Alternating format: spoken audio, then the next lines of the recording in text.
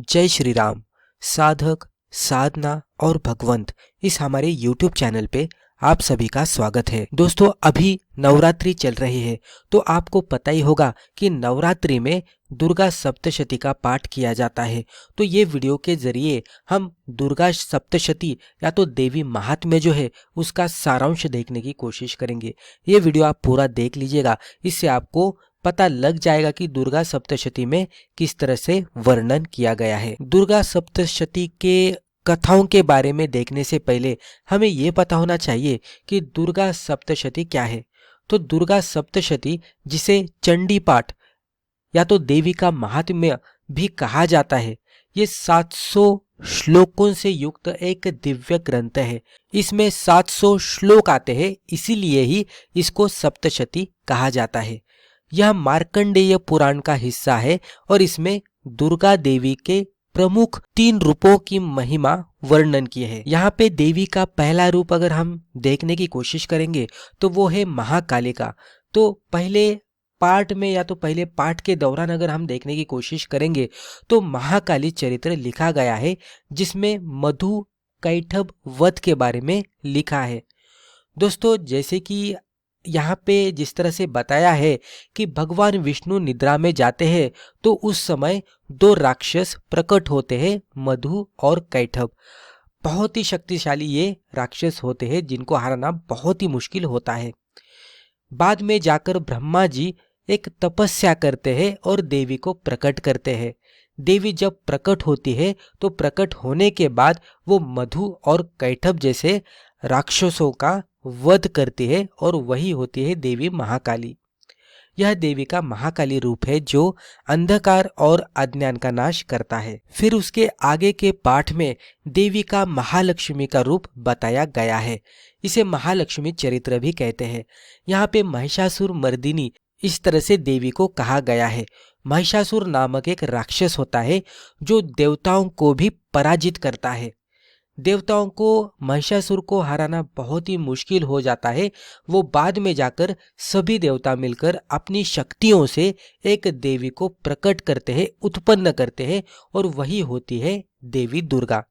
शेर पर सवार हुई 10 भुजाओं वाली माता महालक्ष्मी जब भी महिषासुर से युद्ध करती है तो वो युद्ध 9 दिनों तक चलता है और अंत में 10वें दिन में महिषासुर का युद्ध देवी के हाथों से हो जाता है। इसी घटना को हम नवरात्रि और विजयदशमी के रूप में मनाते हैं। नवरात्रि यानी कि 9 दिनों तक देवी का युद्ध चला था महिषासुर के साथ और 10वें दिन में महालक्ष्मी ने महिषासुर को मारा था, यानी कि उसका वध किया था और इसीलिए देवी को महिषासुर मर्दिनी भी कहते हैं। फिर अगले पाठ में देवी का महासरस्वती का रूप दिखाया गया है। इसको महासरस्वती चरित्र भी कहते हैं। शुंभ और निशुंभ नामक राक्षस होते हैं जो बहुत ही शक्तिशाली होते हैं। यहाँ पे ये कथा के दौरान इस तरह से देखा जाता है कि ये जो शुंभ और निशुंभ जो राक्षस होते हैं वो देवताओं को भी पराजित करते हैं। तो इसीलिए देवी का सरस्वती का रूप प्रकट होता है शुंभ और निशुंभ को मारने के लिए, उसका वध करने के लिए।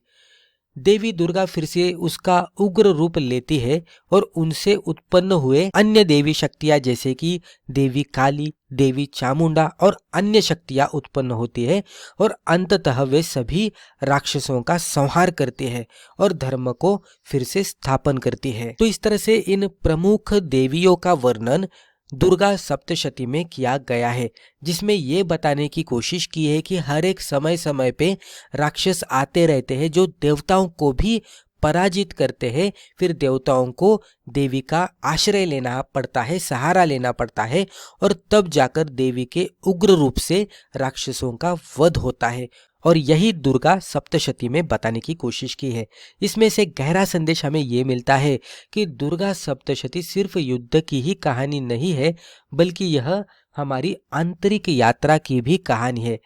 जिस तरह से राक्षस हमारे अंदर होते हैं, जिसको हम अहंकार, लोभ, क्रोध के नज़र से देख सकते हैं, जो कि हमारे नकारात्मक भाव होते हैं, तो उसको देवी का प्रत्येक रूप हमें सिखाता है कि इनका सामना किस तरह से करना चाहिए, यानी कि इस तरह से जो निगेटिविटी हमारे अंदर होती है उसको किस तरह से मारना चाहिए और किस तरह से फिर से धर्म की स्थापना हमारे अंदर ही हमें करनी चाहिए। दोस्तों, इस तरह से भी कहा जाता है कि दुर्गा सप्तशती का पाठ अगर हम नवरात्रि में करते हैं तो उसके भी अलग से फायदे होते हैं, जैसे कि हमने यहाँ पे कुछ लिखे हैं। तो दुर्गा सप्तशती का नियमित पाठ या श्रवण करने से जीवन की बाधाएं दूर होती है। अगर हम जीवन में जीते समय कोई संकट का सामना कर रहे हैं, कोई बाधाएं हमारे सामने आ रही है, तो वो बाधाएं अनायास ही दूर होने लगती है। नकारात्मक ऊर्जा से रक्षा होती है। दोस्तों, दिन ब दिन हम जिस तरह से कलयुग में जी रहे हैं, हमें ये दिख रहा है कि हमारे आजू बाजू का जो वातावरण रहता है वो नकारात्मक चीजों से भरा हुआ होता है। जब भी हम दुर्गा सप्तशती का नियमित पाठ करते हैं या तो उसका श्रवण करते हैं, तो नकारात्मक ऊर्जा जो आजू बाजू में रहती है वो यहाँ से कम होने लगती है और सकारात्मक ऊर्जा का वास होने लगता है। तो इसी वजह से नकारात्मक ऊर्जा से हमें रक्षा मिलती है। उसी के साथ मन को शांति मिलती है, शक्ति मिलती है और मन एक भक्ति में लीन हो जाता है। ये भी इसका फायदा है। ये आप कभी भी करेंगे तो ये आपको फायदे मिलेंगे, लेकिन स्पेसिफिकली अगर आप ये दुर्गा सप्तशती का पाठ नवरात्रि के समय पे करते हैं, नवरात्रि के फेस्टिवल में करते हैं, तो ये लाभ आपको बहुत ही आसानी से मिल जाते हैं। दोस्तों, जिस तरह से हमने देखा कि दुर्गा सप्तशती में महाकाली, महालक्ष्मी और महासरस्वती देवियों का रूप प्रकट हुआ था राक्षसों को मारने के लिए या तो उनका वध करने के लिए। तो महाकाली की आराधना करने के बाद हमें प्रोटेक्शन मिलेगा, संरक्षण मिलेगा। उसी के साथ महालक्ष्मी की आराधना करने के बाद जो धन संपत्ति रिलेटेड हमारी प्रॉब्लम्स रहेंगी, यानी कि फाइनेंशियल जो भी प्रॉब्लम्स रहेगी, उससे छुटकारा मिलेगा। और महासरस्वती की आराधना करने के बाद हमें ज्ञान की भी प्राप्ति होगी, कलाओं की भी प्राप्ति होगी। तो दुर्गा सप्तशती का पाठ करने के बाद ये तीनों महाशक्तियों के आशीर्वाद हमें मिलते हैं, ये तीनों देवियों के आशीर्वाद हमें मिलते हैं। उसी के साथ अलग अलग देवियों का जो एकत्रीकरण है, उसके रूप को देवी दुर्गा भी कहा जाता है। तो माता दुर्गा का भी आशीर्वाद हमें मिलता है और इस तरह से हमारा जीवन भी अच्छी तरह से बीतता है। तो आप भी दुर्गा सप्तशती का पाठ इस नवरात्रि में कीजिए और इसका फल प्राप्त कीजिए। तो दोस्तों, मुझे लगता है ये वीडियो आपको पसंद आया होगा। वीडियो पसंद आया है तो कमेंट बॉक्स में जय श्री राम जरूर लिखिएगा और अगर चैनल पे नए हैं तो चैनल को सब्सक्राइब करके बेल आइकन को जरूर क्लिक कीजिएगा। धन्यवाद।